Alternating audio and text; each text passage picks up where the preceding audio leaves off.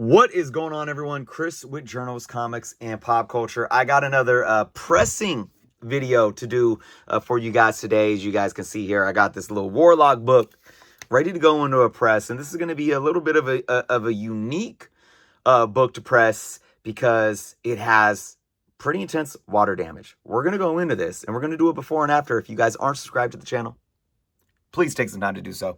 Check out all the links in the description below. But let's just get right into this. So let's look at this book. Clearly, if you look at the book here and you see off the glare, this book is a great press recipient because all of these crinkles, look at all that. And a lot of this is pressable. I mean, even these deep ones, like right in there and then right here, that is really deep. And I even think this is water damage or moisture damage. You guys can see this going on here. Of course, there's, you know, some color breaks down here and along the edges. But all of this, you know, crinkling, even that, look how deep that is. These are possible pressable defects. So it's going to be fun to look at the before and after of what you're seeing right here. But the thing that I want to see with just the press, again, I'm not using any type of chemicals. I'm not doing anything else other than adding moisture and heat to this book. But look at the back of the book here. Extreme moisture damage. Now, I don't believe this is just water because of the discoloration right here. This has to be possibly juice, tea, something that really brought forth this this browning.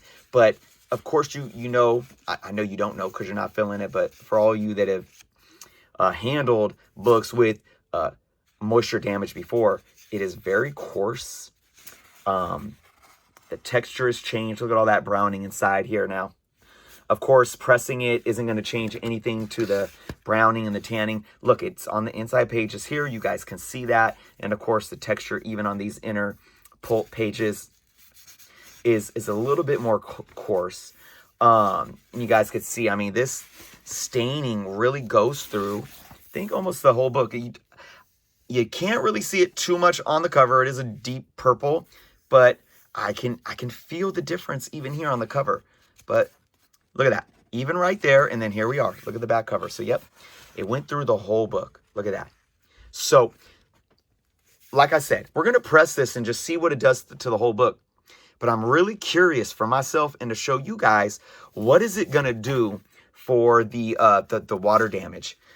How smooth can we get this? Now, it's not as extremely wrinkly, but I also want to see if it can smooth out the texture at all. And I know that's going to be a long shot because of how, what's the actual word I'm looking for? Coarse. How coarse the liquid has made the paper. But we're going to do what we're going to do. So what I do is I, of course, add in my backing board to the center of the book to hold up against the staples.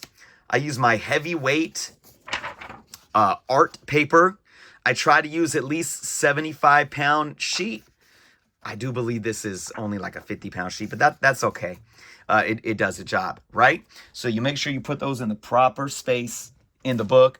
And then I got my little Conair steamer. Now, usually I apply steam anywhere from 30, 45 seconds, maybe 60 seconds. I'm going to apply as much steam as I can. So I'm going to make sure I fill it up. See there, I'm going to fill it all the way up. I'm probably going to steam this book, guys, for at least 3 minutes, front and back. Front and back. Now, what I say front and back, what I mean by that is I'm going to steam the front, and I'm going to get a little bit of the inside pages too. Just a little bit. I'm going to put the press down, and I have my press set at about 175 degrees, which is probably a little higher than a lot of people may use. But of course, I keep the heat on the book for a very short period of time, just depending on the book, anywhere from 1 to 3 minutes. And pulp new stock as well. Modern books, I use a lower heat, and I only keep the heat on them from anywhere from 15 to 30 seconds. But that's for a whole other video. But I just want to let you all know that. Make sure if you're using heat press on modern comics with the magazine paper, I wouldn't go past 135, maybe 145 heat in only 15, 30 seconds. Now, I'm going to keep the heat on it for a few minutes, turn it off, keep it in there overnight. I'm going to come back. I'm going to flip the book around. I'm going to add moisture again to the back for about 3 minutes. And then I'm going to do it again, put the heat on, leave it in there overnight. So I'm going to go ahead and do that. And when I come back here, it's going to be 48 hours from now. Because, well, we'll see. Obviously, I haven't filmed it yet. Maybe I'll do a little check-in after we do one side. And then we'll do a final look after the 48 hours once I press and clean both sides. So with that being said, see you on the flip side. All right, everyone, we are here 24 hours later, giving you guys a peek. And of course, like I said, I'm going to flip this around and we're going to give it one more press. But I wanted to show you guys, I mean, you can already tell, look at how smooth this is. Wow, look at that. Now you can see some scuffs that are still, you know, wearing into the book, where like just the gloss is kind of scuffed off, like right there. You can see that little bit there. You can see this line here. Something like this might be able to, if I took my tack iron, which I'll show you guys right here. I've done it. This has been sitting down here for a while. It has a little cobweb on it. That goes to show you guys how long it's been since I've used my tack iron. But here it is, cobwebs and all. Look at that. I'm not gonna front. I try to get some off. Screw it. I'm showing you guys. Look at that. Oh my goodness. This might not be good for my viewership. But it's been sitting down. I don't think I've used the tack iron in over a year. So, but I've done a video where I've shown how I've gotten some defects out with my tack iron before. I actually took a book that I thought was going to be like in the very fine minus range due to some non-color breaking spine ticks and a corner ding. Used the tack iron and it came back from CGC at 9.8. But something like this, you might be able to get in here and get this deep, defect out. But let's look at the bottom. Remember where all that water damage was, and it was even seeping through the front cover. Now, that's really smooth, even with the texture. But again, of course, you cannot take out the staining with the press. The texture is still, not as smooth, but I'm really, really impressed with this. Let's turn this around. Look at this. Look at how flat this is. That's really nice. Now, again, certain stuff like that, we're going to give this a press on the back side. I haven't even put moisture to the back yet. And look at how flat this is sitting. This is really nice, especially with the book with water damage. I'm extremely impressed. Some ruffling still right here, but I'm extremely happy with the way this book looks, even with just doing the one side. So guys, I'm going to go ahead. I'm going to flip this around again. I'm going to use use the steam for about 3 minutes on the back side of this. Leave it in the hot press for a few minutes. Turn it off. Leave it in there overnight. And we'll come back in 24 hours and I will show you my final process. See you then. All right, everyone. I just opened up the press. We are 48 hours in.